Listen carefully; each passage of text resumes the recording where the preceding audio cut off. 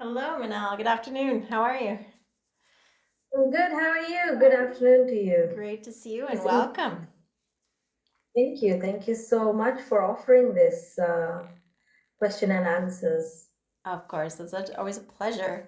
It's great to see you all. Hello, hello. Welcome. Hi, Larika. Hi, Kozue. Good I see we morning. have a few people still just on recording, so I'll wait a minute and see how many of us are joining. We have lot more signed up, so I'm just going to give it a moment or two and let people sign in. But welcome. Great to see you. Good morning, I guess it is, Kozue. Good morning. Thank you for reminding me because almost I missed it. Oh, did you? That's a Monday for you, right? Right. Excellent. Hey, Christina. Welcome. Great to see you. Excellent. So, Christina is the coordinator of this upcoming class at the end of the month. And great to see you. Great to have you online, Christina. I know we have quite a few more people signed up, so I'm just giving it a moment and then we'll get started. But maybe while we're waiting, for those of you who are online with your picture, do you want to say hi and let your fellow attendees know where you're from? I'll hand it over to you first, Minna. Hi, everybody. I'm Minal, and I'm from Nairobi in Kenya. So it's at the moment, and nice to be with all of you today. Thank you. Great to see you. And Kazue?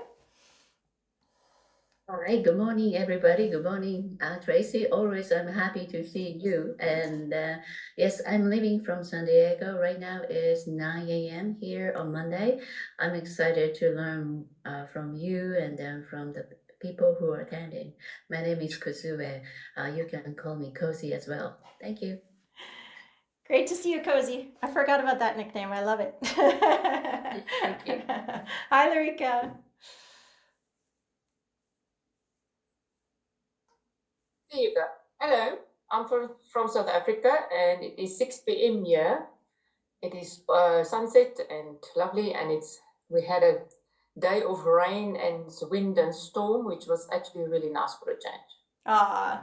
Yes, we're having rainy weather here too. I think it's officially really switched into fall, and the brilliant blue sunny skies have started to go a little gray and a little rainy. But the land is soaking it up because it's been a very dry summer here in Portugal. So great to see you, Larika. Welcome. Hi, Lynn. How nice to see you. How are you? I'm cool. Broken up because it's what day is it? It's Tuesday in New Zealand. Yes. So I do not get a lot out of it. But yes. Good morning. Hello, Tracy. Lovely to see you. And yep, it's me again. And how's Tuesday looking since most of us are still in Monday? So far, so good. It's dark outside. So yeah, this is just the amazing thing. There are times when I've logged on for your calls and I've been a day behind, but I've got it right today. Well, it's great to see you. Welcome. I'll And put hi. the video off because it's a bit early. Of course, of course. Hi, Karen. How are you doing?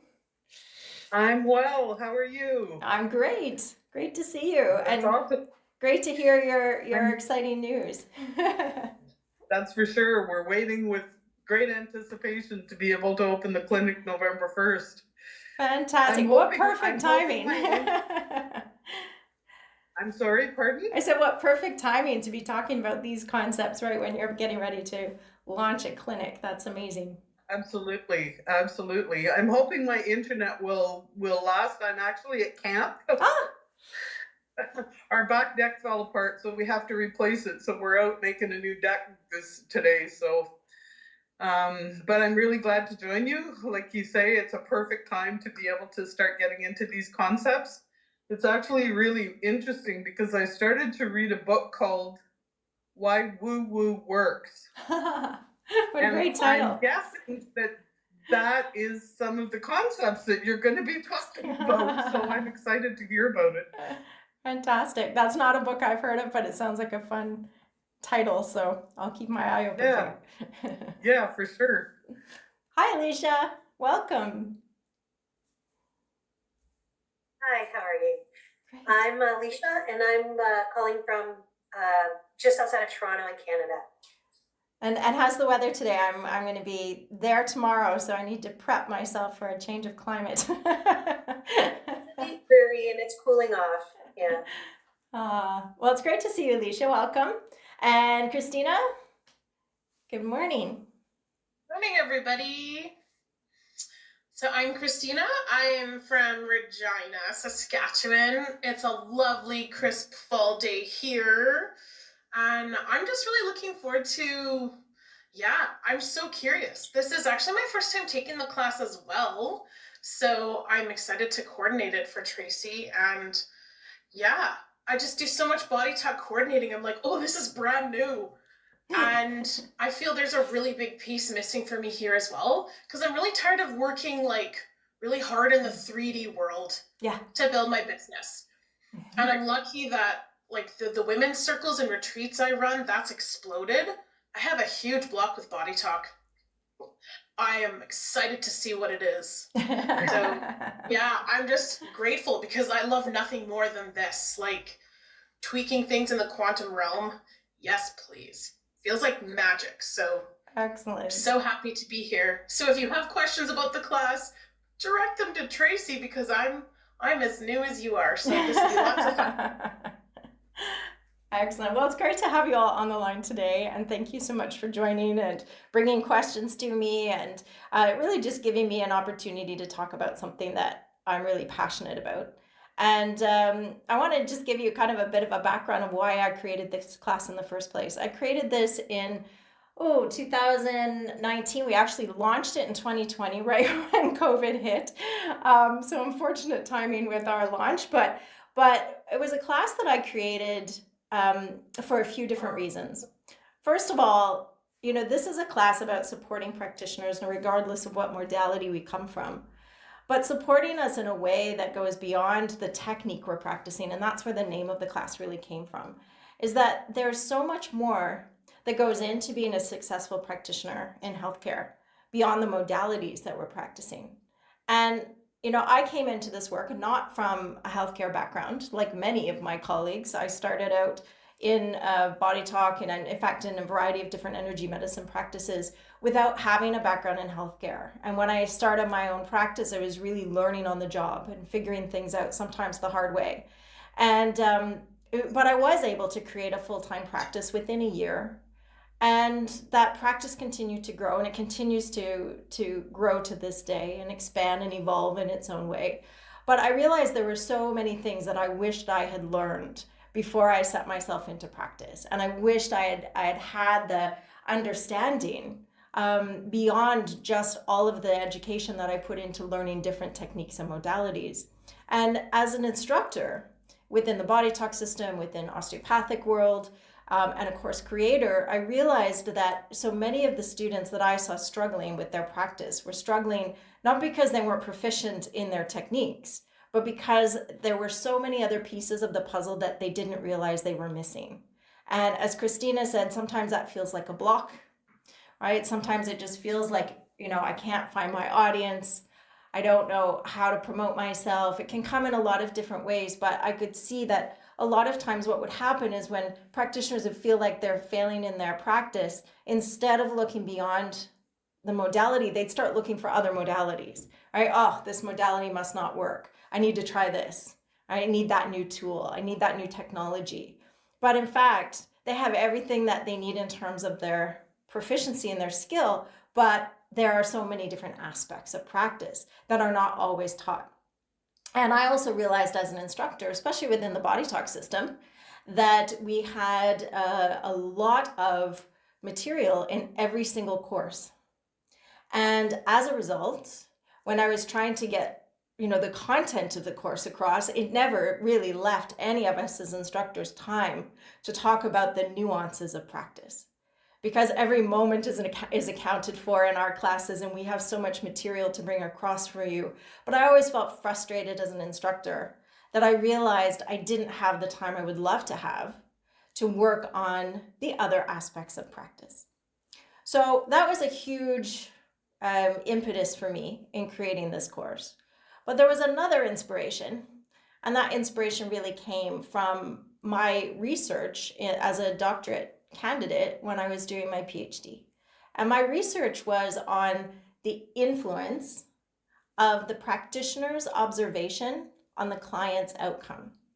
And when I say that, I'm really talking about quantum physics and something very important that we call the observer effect. And the observer effect tells us that the very act of observing influences that is being observed. And it's not simply that we're observing, but how we observe. And I realized that in healthcare practice, the time that a practitioner or doctor gets to spend with their client is becoming less and less and less. That the human element of it was disappearing. That practitioners weren't really taught in the art of observation and communication and evaluation and creating a team dynamic between the practitioner and the client. And even more importantly, how impactful that is on their outcome. And in my research, I was really studying the influence of the interaction between the practitioner and the client without using any treatment at all. And yet we were measuring change, and we were measuring statistically significant improvements in the health of the client when we incorporated observation and communication that was health focused. And that was everything from the intake form, right? What questions we asked the client at the beginning, right? How we talk to the client about where we're heading, what's our goal, the impact of having a goal, right? Together as a team, the impact of measuring that goal, right? Seeing how we're progressing and continuing to measure progress, not so much to prove to the client that what you're doing is working, but more importantly, proving to the client that their capacity to heal is possible. And in fact, they're observing it. And we were able to observe that before we did any treatment at all, in the absence of what we would say a treatment. So that was remarkable to me. And I felt like this is an area that all avenues of healthcare could really benefit from, and especially the client and their outcome. If we understand as practitioners how to use these quantum concepts like observation, like entanglement, and understanding the true nature between ourselves as practitioners and our client's journey, and really knowing how to do an empowering intake, how to use language on our website. As body talk practitioners, because I know many of you do come from that background, how we talk about the items and formulas that come up in a session and how that impacts the client's ability to assimilate that and to have what we call that quantum leap of change. And all of these aspects to me, I think, are the things that make my practice successful. And I practice the same modality as you. I don't feel like I practice it any differently, but it's all those little nuances that I think make a huge difference to client outcome. So my intention in creating this class was to create a dialogue, to create an opportunity where our focus is put entirely on these nuances of practice, even how to set up an environment that supports healing before you even step into it. And not just for the client, but also for the practitioner, because you spend hours of your day in that space and it's affecting you just as much as it's affecting the client. And how do we talk about what we do in a way not only that makes you comfortable, but draws on your enthusiasm of why you got into this field in the first place, right? All of those little things that we kind of shy away from, that we don't really want to talk about, that we find awkward, those are the things that we'll spend time on in this class to touch back into that spark of excitement, enthusiasm, and inspiration that drives you in your practice, but as that can relate to a potential client and how it supports your existing clients in their outcome. So that's the focus of this class. And there are 5 key tools that I introduce that we spend time on working in this class. The first one, as I mentioned, observation. Right? How do you look at your client? Do you look at them as having something wrong, needing fixing? Or do you look at your client as though they are in the process of healing? Right? Are you in the practice of symptom care? or healthcare? How do you look at your practice? Do you look at your practice as evolving and growing, or do you look at your practice as an obstacle after obstacle?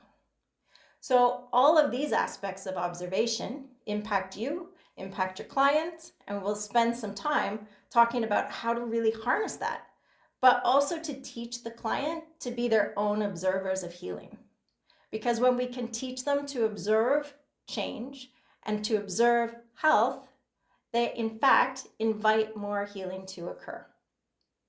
So that's a really juicy topic that we spend quite a bit of time on and we take with us through the whole weekend course, because I really feel like this is our, at times, overlooked superpower, right? How we observe the world influences the world that we observe.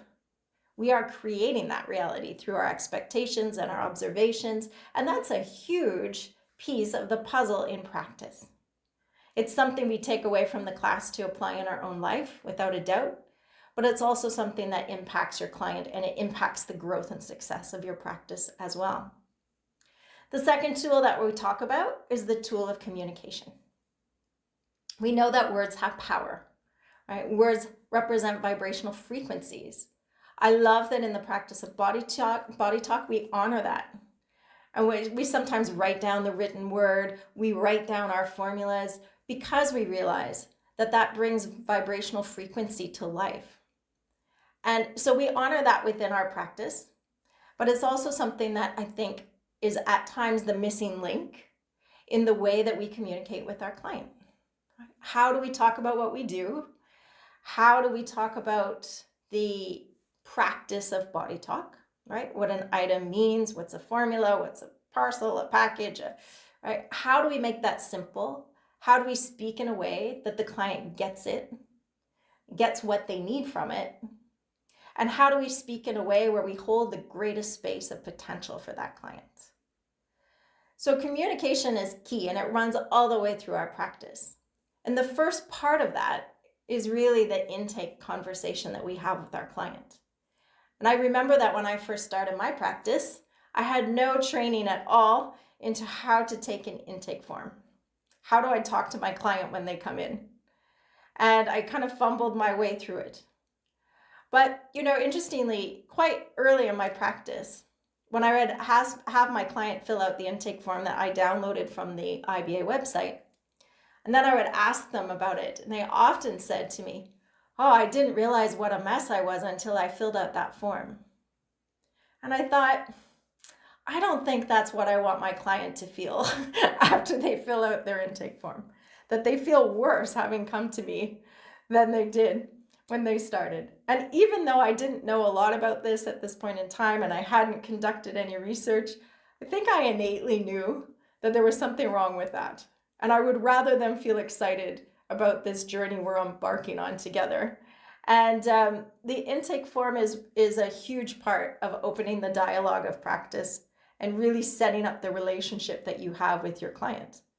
And so in the class, we're going to spend time on creating our own intake forms, but learning about how the nature of the questions actually impact the client's outcome, even before your treatment begins. So communication also, as I mentioned, comes through the whole session, but at the end of the session, there's also a very important window that a lot of people can drop the ball on, and that is, how do we end the session? How do we send the client out the door, knowing what to look for, becoming their own observer, inviting more healing to happen after they leave our office, right? How do I communicate that as an expert? How do I set them up for success? So that's second tool. The third tool that we'll talk about is client education. An educated client is an empowered client. They're only with you for 30 minutes, 45 minutes, an hour, maybe once every few weeks, maybe once a month. They're with themselves the rest of the time.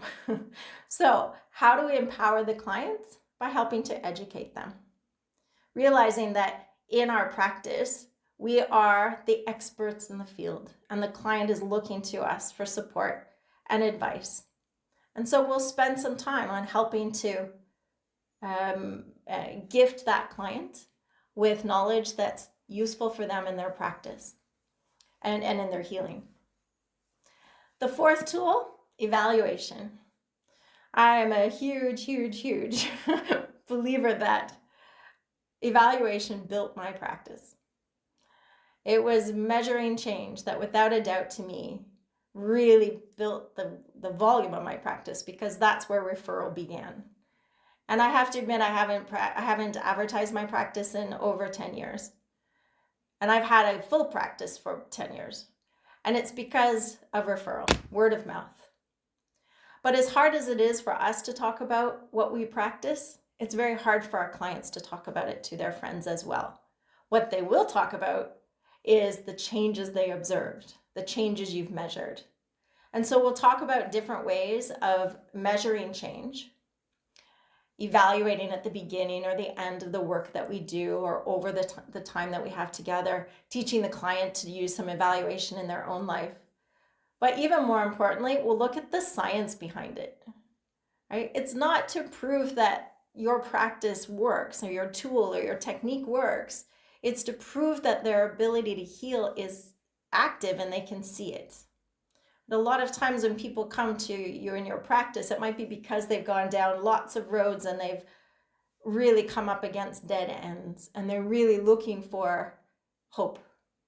And when you can show them change, and you can show them change that's happening right now, that's a huge shift in awareness for the client. And healing begins within them. We're going to talk about the placebo effect and the impact of that. And the fact that the placebo effect is really the belief effect.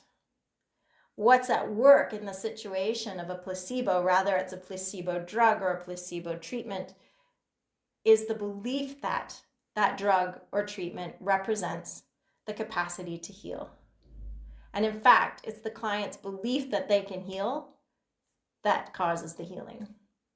So if we know that the belief in healing is that strong, and we see it documented beyond tens of thousands of times, then we know that that's a tool we want to actually encourage in our practice. If I can encourage my client to believe that they can heal, the healing begins.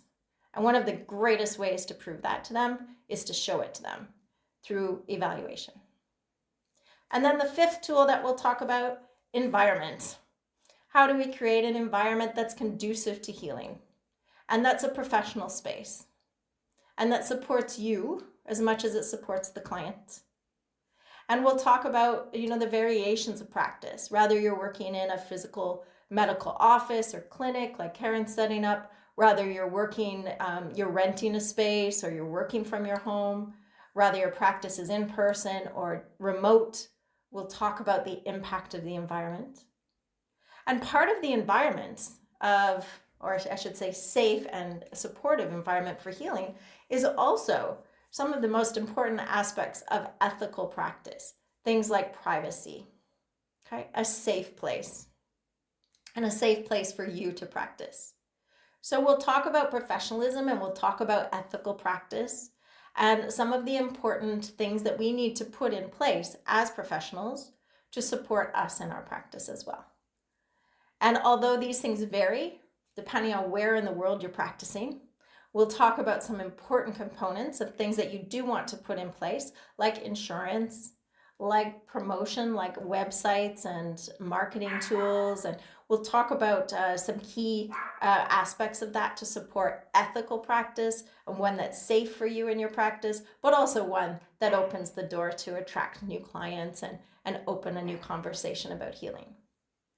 So that's the overview of some of the things that we'll cover in the class. It is a very discussion-based class because people who are attending obviously are coming sometimes from a varied background of modalities, but even more importantly, that each one of you comes to that class with specific areas that you need support in your practice. And so it's a very discussion-based course, a lot of engagement as groups. We don't do sessions and practices like we do in a course where we're learning material. This is really more about a professional conversation. And It has been an incredibly rewarding experience for me teaching this in the last 3 years and seeing how it's changed the practices of the students who've attended and how it's changed their outcome. And I'm really excited to now open the floor to your questions. So if there's anything I can elaborate on for you, or any areas that you could share with me even now of where you'd want support in your practice, I'd love to hear it. So first, any questions?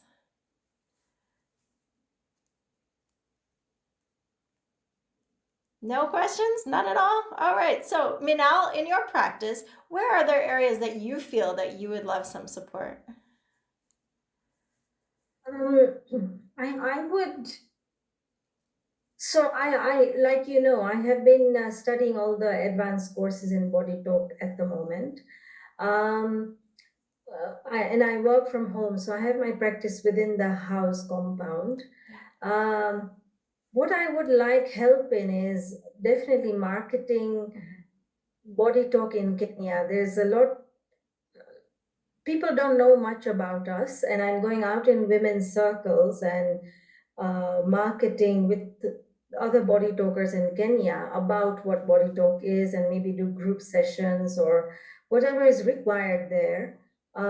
So, and I also feel that the matrix in Kenya is not stable, or I don't know. I'm not sure about the support we have within Kenya. COVID has been good because it's been able to connect us to people all over the world, but within our country, I feel that that's lacking. So I'd like help in building up the matrix and marketing Body Talk as Body Talk Kenya, and which will bring us all clients. I think we're all struggling at the moment. Yeah. So it's just not for myself, but for Body Talk Kenya. Yeah. I love to hear that. We really are at a time where growth can be exponential. I think the doors have just kind of cracked open, and now it's up to us to really run forward with it. And I feel like, having watched the shifts and changes that have happened just before COVID, but definitely through that whole time of the pandemic, that have impacted, I think, people's awareness of the type of work that we do, and definitely, the consideration of incorporating a different way to support healing, and not just from an emergency standpoint, but something that's more proactive. And so I think it's a really fruitful time for all of us as we start to move forward with our practice with the focus on expanding. And I love to hear that your focus is a little bit more local as well, not just your own practice. I think a lot of times these concepts that we talk about, the concepts of observation and entanglement and non-local communication, and the connection that we see, it's really observing that every change that you make in your practice is like a ripple effect. And I always was very much aware of that as a practitioner myself, is that, we're only as strong as our weakest link as a profession. And so anything I can do to raise my level of professionalism, and of course the success of my practice, impacts every other practitioner, because first of all, we are all part of that same field.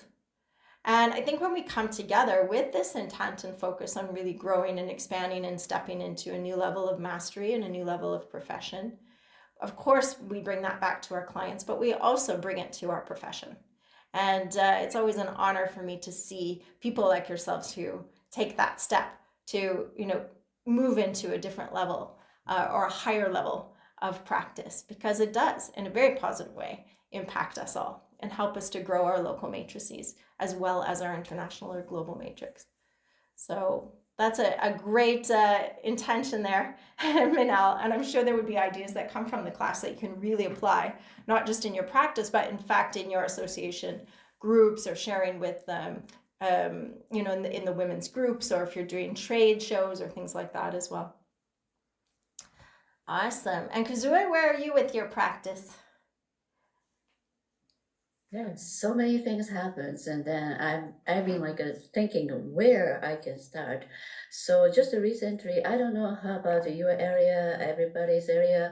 Right now is like the time for the vaccination. So many people are having a COVID vaccination, and then also the flu vaccination. And then one of my client mom called me that she was supposed to have a session with me, but she canceled because 2 months old girl got the vaccination. And at 2 months old, yes, vaccination. Sorry, my cat is crying behind, so say hello to everybody. Anyway, so the girl was got a vaccination, and then she got a high fever, like 100 Oh goodness. degree, and then for 15 hours. So she didn't know what to do. So I did, okay, let me do the session. So I was amazed that only came out is what is this? The lymph and the lymph node, like a clavicle, cubic, and axillary neck. So I did the technique. And then also I had another modality, like make sure that making a balance of her body and mind. I did a little bit like a Reiki. So only took me to the maybe 15 minutes session. So an hour later, she called me and then she said that her temperature started reducing. And then within the maybe after around the 11 p.m. that time, so almost more than 10 hours, she said that now the temperature is gone and now it's normal. She's happy. So she sent me the photo of her before and after. Totally different. And then Excellent. I'm amazed. Yes, this is a body talk. And then if anybody have an issue with the vaccination, I think body talk will help. I like to share one. And number two is these days, like ER doctor refers me several clients. As I mentioned some time ago, cancer patient came.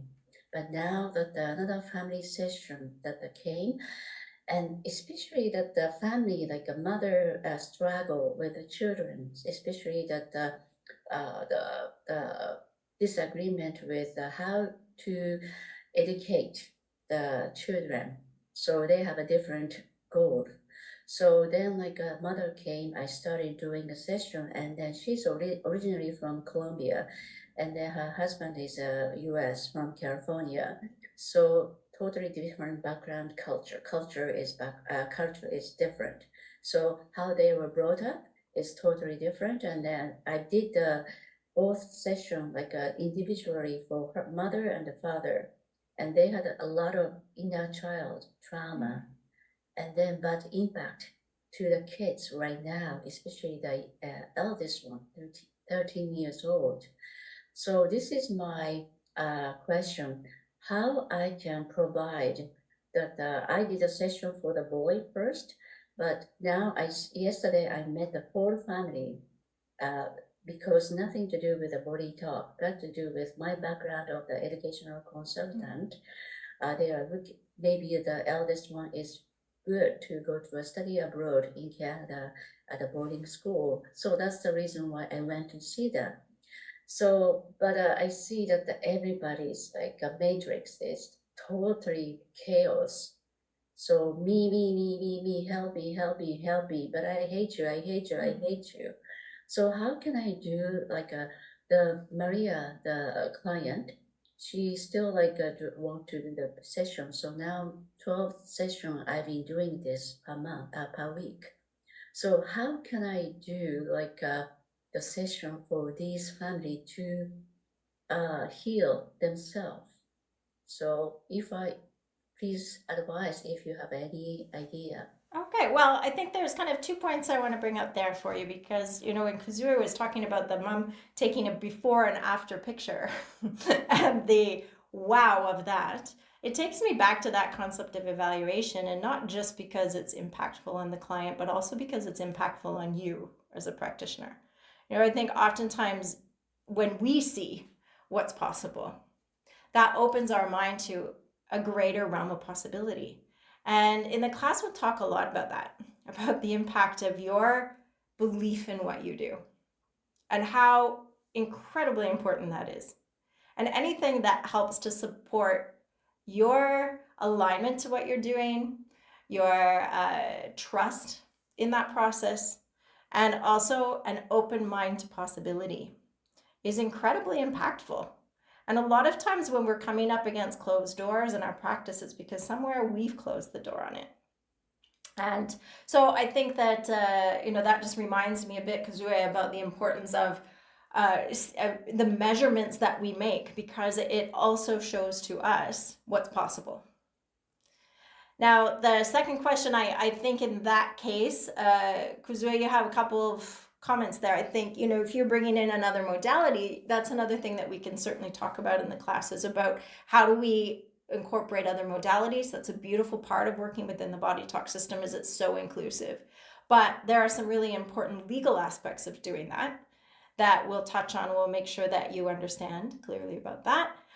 Also, how many of you, and I know only some of you have your cameras on, but perhaps there's many of you that have multiple modalities that you practice, right?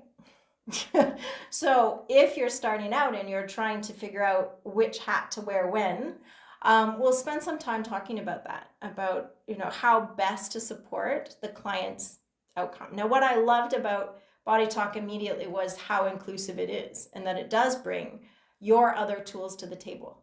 Because what it's basically doing is putting the needs of the client first at all times.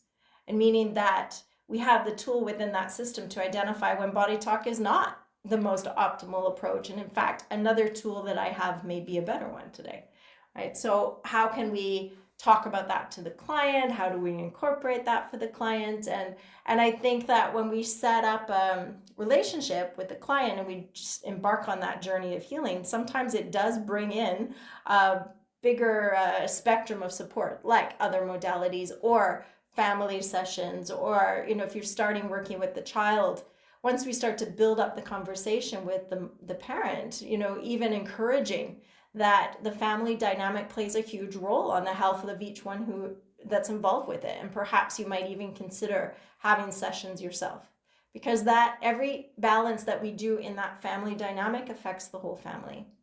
And learning about how to build the confidence in conversation, and that's part of educating the client as well, as to the dynamics that are at play. And as an expert, once we start to observe these things, it's very important that we have the confidence and clarity to discuss it with the client, so we can give them some suggestions about the best way to go about healing. And also to recognize when, maybe it's not something that only you can do, but rather time to refer, time to bring in another team member, right? So all of those aspects are really important aspects of practice as well, right? Knowing where we've reached our scope of practice, knowing where it would be beneficial for the client to pursue something else as well. And so those are all elements that we'll talk about. In terms of how you would do that, because I think there's a whole lot of ways you could come at it, and really that's more of like a module 9 matrix dynamic type of question. But certainly it's either something you could bring in if it comes up as a priority in Body Talk, or if the whole family decided to collectively have a session on the energy of the family, that's another option as well. But I think it's really about starting a dialogue with them and giving them the sense that, there's a lot of pieces of the puzzle here, and each one of them affects the outcome of the whole. So maybe we can take a broader scope and perhaps take a look at how working individually might have an effect, or even working collectively could as well. Definitely. Now, Karen, I know that you're starting to embark on a clinic. So just share, if you don't mind, where you're at with that and what your goal is for that, because I think that's really exciting, and it's a model that perhaps some others who are here may share with you as well. Okay, I'm going to warn you ahead of time again that my internet is unstable, so I might glitch out every once in a while, but I'll come back eventually, right? No problem. So having a Body Talk clinic in Sudbury, Ontario has been a dream of mine for probably 15 years. This is the third stab at it. I've had meetings with other practitioners, and we just were not, any of us, all in a place to be at a professional and personal level to be able to come back, or to come together. And at this point, there are 3 of us that do feel that we are there. It's exciting.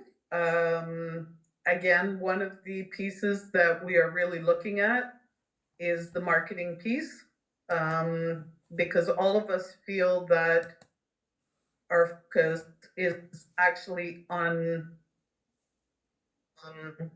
body talk in an integrative model. That we're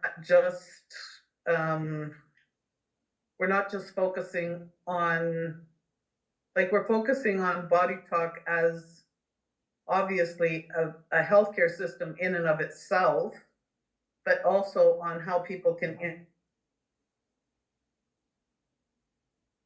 I think what Karen was going to say, and what I'm really excited to hear her say, is that it could be a model to help clients or other practitioners to integrate other tools and modalities as a bigger picture. Is that correct, Karen? Yeah. Yeah? I'm excited to hear you say that, because I, as a practitioner who has many modalities that I've trained in and studied in, I think the one thing that's so overlooked about the body talk system is how it teaches practitioners to utilize all their tools in the most effective way possible. I think it is by far my secret weapon. I mean, it's the reason I was successful as an osteopath is because I practiced in a body talk model, and the procedures of body talk really changed how I used any one of the modalities or tools that I have at my disposal, because it really comes back to understanding the concept of priority. And how does this body mind want to be observed today? What's the best way? And I think that that is just the most invaluable tool that I've come across in practice. And it's the thing that I desperately want other practitioners to know about, because I think it makes all the difference in the world in your success in the modalities you're practicing, if you know how to incorporate that. If you know how to incorporate the story, the details, the sequencing, the priorities, and the relationships, then wow, it's a very different ball game, as we would say, when we start to come at it from that perspective.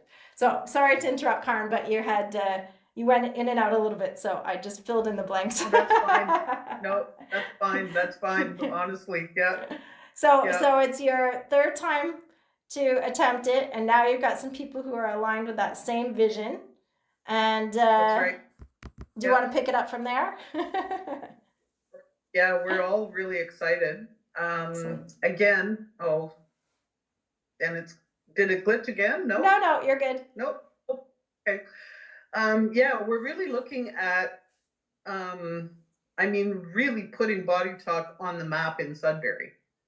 Like, really, there has been several of us that have practiced here, but nobody seems to know about body talk in Sudbury. So we're coming together to put a sign on the wall so people will say, what is body talk? I love that. Yeah.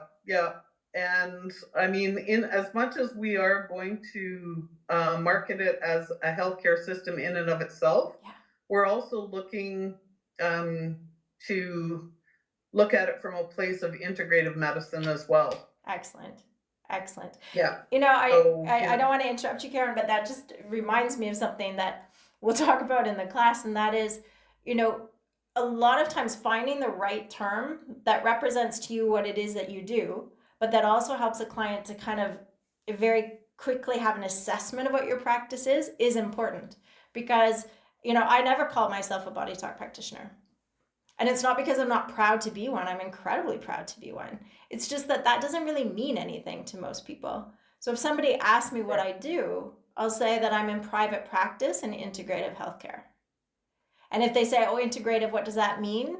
Oh, it just brings Western and Eastern concepts together, right? Something really simple, because even the term integrative now has a much better understanding, right? People, integrative healthcare, so it's bringing lots of things together. And that's exactly what you do if you're in the practice of body talk, right? You are an integrative healthcare practitioner or professional. And so I think that I love that that's your model at the moment, Karen, because I think that goes a long way in terms of how it lands for people. It's really interesting as well that there was a huge awareness after John passed that I, at least personally, and in talking to other healthcare or other body talk practitioners, they went like, oh my gosh, that I had kept everything under the radar to keep him safe because of some of the stuff that he talked about where other people really didn't want body talk to take off, right? And so like we were under the radar. And it was interesting in conversations I had with him during some sessions I had prior to his passing, that like he was really aware that the body talk needed more than him now to take off. Yes. That the freedom was there now. Yes. For us to expand without any danger, any threat, anything. So it feels like a wide open field right now.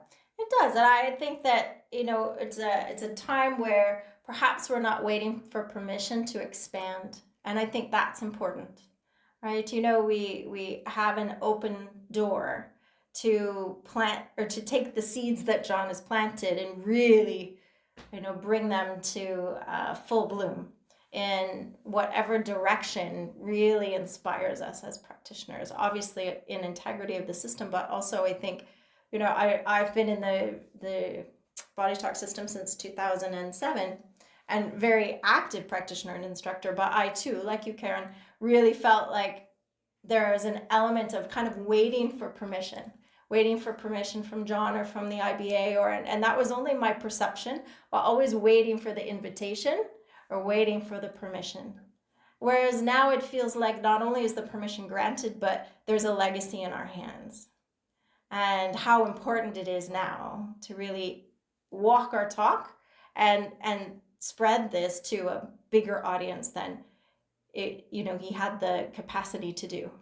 So I agree with you. I think it's a wide open field, and I'm excited to see all of you launching in your own directions. And well done. That's very exciting, Karen. I hope that all success, and November 1st is a great launch date. Exciting. Thank you, Tracy. Now, Alicia, you're just outside of Toronto, and tell me a little bit about your practice. So not really a practice. I work full-time elsewhere. Okay. Obviously, I love body talk. Right now I rent a space for one Sunday a month. Oh, nice. So again, it's very small. I obviously want to do more. I'm actually on a leave now, so I've just finished module 3, which I've been really wanting to do.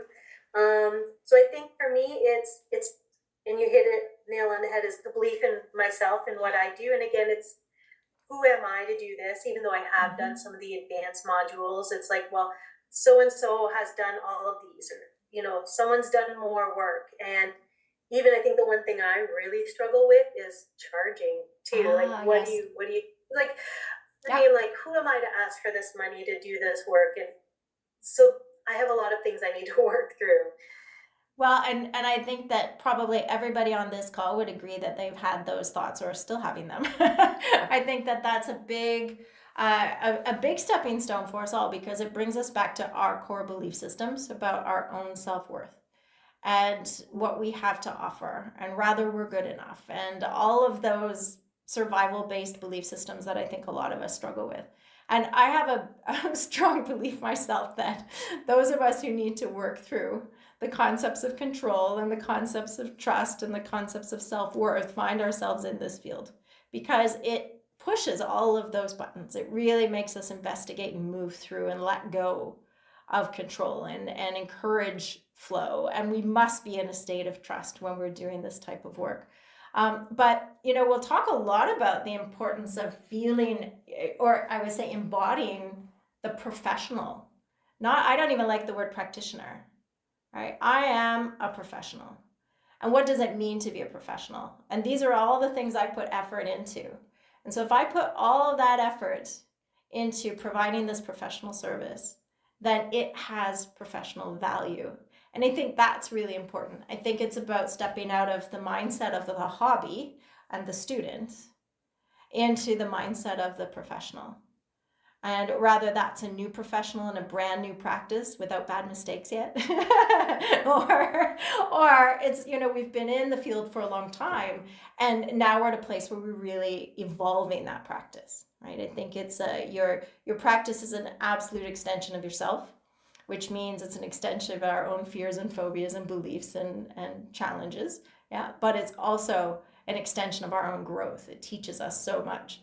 So I think those are such important pieces of the puzzle that you bring up, Alicia, and I think that they're natural for us all. And I'll definitely give you lots and lots of feedback and practical tips and but even more importantly, kind of looking at the core of what some of those obstacles or beliefs are all about and how we can step over them with confidence and bring the play into practice, but the professionalism as well. Awesome. And Larika, you're in South Africa. Tell us a little bit about Body Talk in South Africa. I can't tell you much because I'm not really in contact with the other practitioners. I've been on my own for a long while now. I haven't been practicing as much as I would like to. So I still have a day job. And I would really like to get back into practice again and see where it goes, because I have been struggling before, 10 years ago when I qualified. I do see myself as a different person now. I've learned a lot, I've grown a lot have changed for me, which was great. And I'm looking forward to see what's coming up, what is holding me back other than myself, and what can I do with it, how can I change it.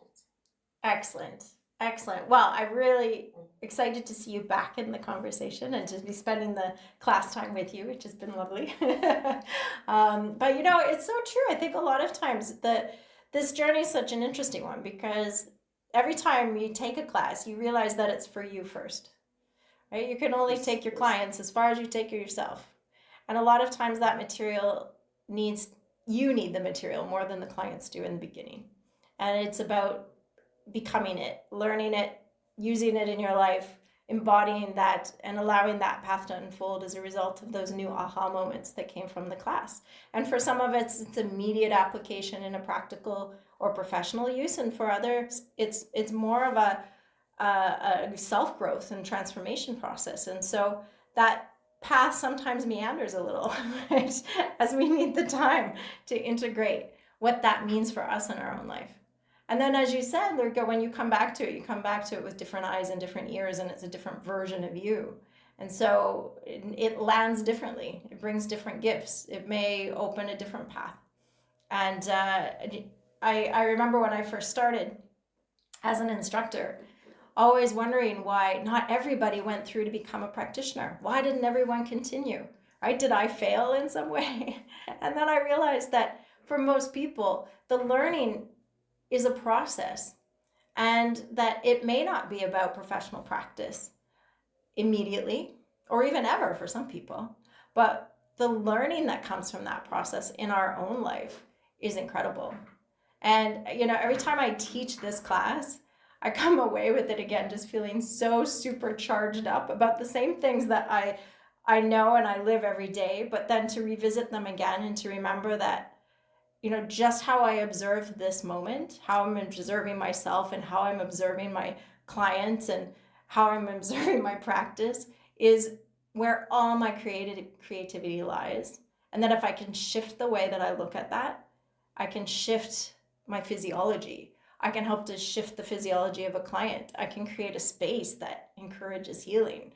I can, create a whole new cascade of potential. So it's a lot of fun, I think, to revisit sometimes these concepts, even though we maybe come at them because we have a practical intent of building our practice, but remembering these amazing tools that we have in our own life, I think is first and foremost the gift that we take, whether it's from this class or it's from any of the classes in that curriculum, because these ideas are ideas that can really change our reality if we work with them and accept them and open our minds to them, for sure. Amazing. And Rose, hello. Or Rosa, sorry. Nice to see you. Welcome. Hi, how are you? I was in Florida, now I'm in North Carolina. So Excellent. the thing that I'm struggling with, like you said, I went through the training and nobody told me how to set up a practice. So what I'm struggling with is, do I call myself a practitioner, a professional? And also, how do I say to people what is that I do so it makes sense to them? Mm-hmm. So that's where I feel like I'm stuck into that I don't know, like I just telling you that you have to experience a session so the different aspects that it brings together. But when it comes to, okay, what it is, I go to the website, yeah, it's a whole care system, it's this, it's that, but I feel like, okay, there has to be something that can be more simple and to relate to that message. That's what I feel. And then it's just the whole matrix of the system that, I love body talk. I have done other modalities too, but I keep going back to, body talk because I feel that body talk, even though I have other modalities, but the difference is that the other modalities doesn't allow for anything else to come in versus body talk. Body talk is so amazing that I find myself when I'm in the body talk energy, I'm able to bring other aspects very easily. Yes, I agree. I agree. Yeah. So that's what I'm struggling with, trying to create, okay, do I do more? I started 5 years ago. I have the same clients. They have followed me all these years. And that's how I have no problem with doing this. Most of my sessions are remote, okay, so I don't even see the client. So I have 99% success. So whoever comes in, they get whatever they need. I don't have to be online or see them. I do the session, I send out the session, everything trusting, whatever comes in, that quantum energy. But then with that, is I want to expand. So that's where I'm finding myself, um, kind of stuck in that way. Absolutely. Yeah, I think those are really big initial obstacles, right? That we all struggle with. I mean, I will have to say to you that 16 and a half years in practice and having taught for, goodness, how many of those? 14 years of those been teaching this to practitioners all over the world. There are still days that I go, oh, I could be more simple. Right? It's about simplicity. How do I say this in an easier way? How do I say this to this audience? It's an aspect of practice that we forever master. We're always working on communication. And I think, no matter what, we are pioneers in the work that we do. And so it will always be a part of our practice to come back to center and figure out what is it I do and why do I do it. And when we come at it from a personal place, as opposed to memorizing a script, it speaks volumes. So I'm going to teach you how to do that because I think that's very important. It's also very important because it touches in on the enthusiasm of why you do what you do and why you started it and why you felt drawn into this field of study and the time you've committed to it and the money you've invested in it and why, what was it? Because that little spark is the thing that we want to incorporate when we're talking about what it is that we do. That's the thing that gets people's attention, and that's the thing that speaks from your heart, as opposed to the buzzwords that we see, integrative, consciousness-based healthcare, all of these things, right? We're saying somebody else's words. So I'm going to help to direct you to finding your words, and those are going to evolve and they're going to change as your practice changes. But I think we need to start there.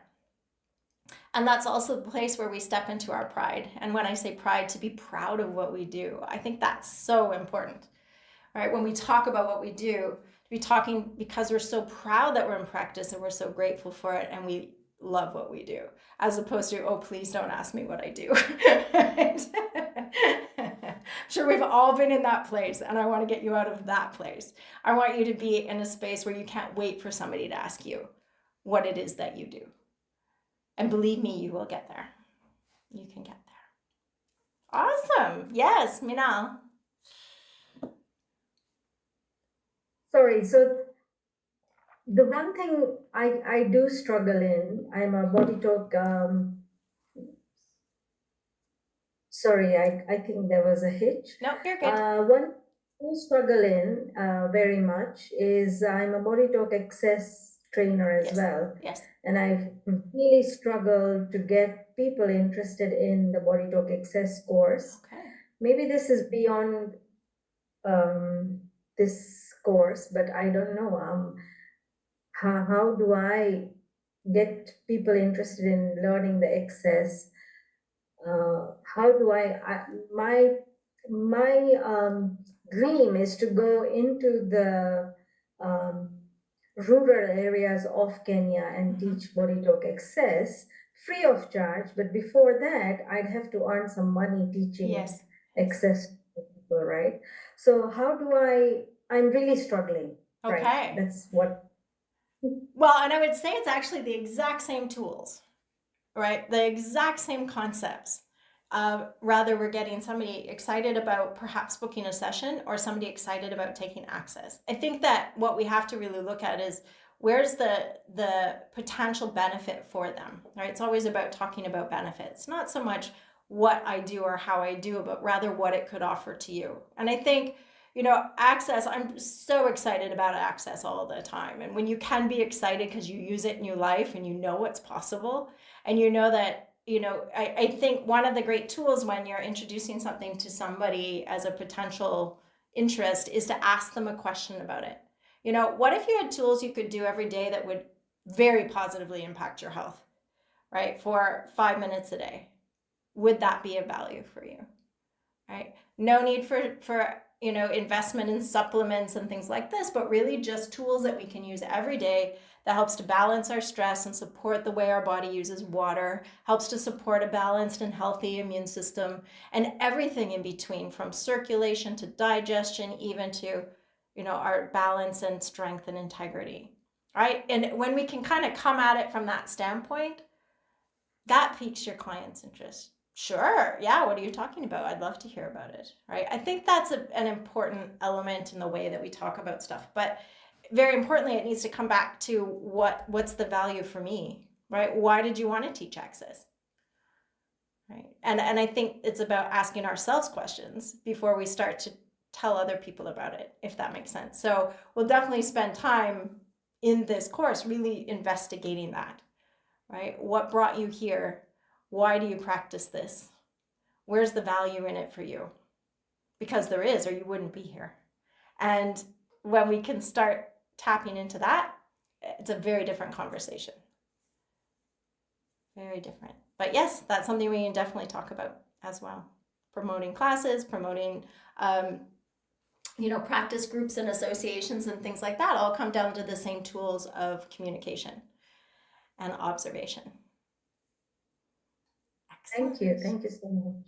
Christina, did you want to say anything about the dates of the class and the technical aspects of the course coming up next weekend? 2 weekends. Sure, I can. If it's of service to everyone, I can just pop the link to class in the chat. Perfect. If that works. So we will be meeting over Zoom, obviously, so lovely and convenient. So that's going to be very shortly. So next Saturday and Sunday, October 28th and 29th, class will run 8 to 5 p.m. Central Time. So that would be 7 to 4 Mountain Time, 9 to 6 Eastern Time, and probably Africa, probably about a 3 p.m. start. Yes, in Europe it's just approximating it's a there. 2 p.m. start here in Greenwich Mean Time. So it would be a 4 p.m. I believe in Africa, yeah? Yeah, I think we've got a later daylight savings in Canada. Yes, we I think do. it's in November. So we're kind of just on the cusp of that. So same thing in Europe. It's a little bit be later this year too. Yeah. Yeah. And so I will just drop the link in the chat there. And Tracy, I don't know if you want to speak to any other part of the class. This is a class that the IABA sanctions, therefore you do get continued education credits for it. You do not have to be a Body Talk Association member, but those of you who are will get CEUs for attending. This is a class that's open to anybody who is either studying a healthcare modality or in practice. So it's not restricted to Body Talk. It's really for anybody in healthcare who wants to optimize their practice and look at these important tools. So there is still room to join. This is my last class for this year. I haven't yet scheduled one for the new year. So we'll see when. I'm still working on my 2024 schedule at the moment. I'm actually going to be back in person next year in a variety of different locations all over the world. So it's taking me a little longer to get that schedule up online, but it will be up soon. And yeah, I'd love to see you in class. This is a really dynamic discussion. It's really about professionals talking about professionalism, but from a much more quantum perspective. You know, I think before I leave you is when I love learning about quantum physics, and I love learning about these quantum concepts and how they show up in our life and how they show up in our practice of healthcare. But I remember, you know, when I was studying a lot of these things, wondering, but how do I apply that in my practice? I know that this is part of the system, but how do I apply these tools? And that really, again, drove the development of this class for me, because I could see that these were important tools we talk about, we give breath to, but we don't always know how to apply them practically. And so I want you to be able to take these really important tools and make them just a part of your practice from beginning to end. So from the first hello, you have a practice that is conducive to healing, that begins the healing process and continues that not only for your client, but also for yourself. So I hope you can join us.